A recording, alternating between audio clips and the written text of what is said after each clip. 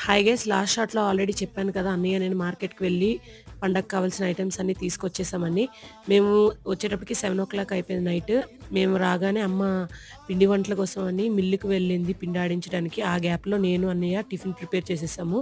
అన్నయ్య ఫస్ట్ దోసలు ట్రై చేశాడు. కొంచెం రాలేదు సరిగ్గా. సో, తర్వాత నేనైతే టిఫిన్ ప్రిపేర్ చేసేసాను. అందరూ టిఫిన్స్ కంప్లీట్ చేసేసిన తర్వాత పిల్లల్ని పడుకోబెట్టేసి మేమైతే నైట్ సున్నుండలు చేయడం స్టార్ట్ చేశాము. మమ్మీ ఆల్రెడీ చేసేస్తానని చెప్పింది.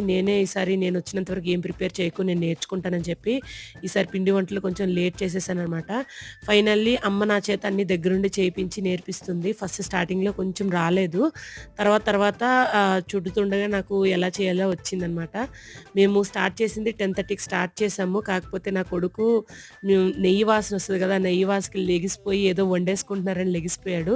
మేము టోటల్‌గా కంప్లీట్ చేసేటప్పటికి నైట్ 12 అయిపోయింది. Bye bye.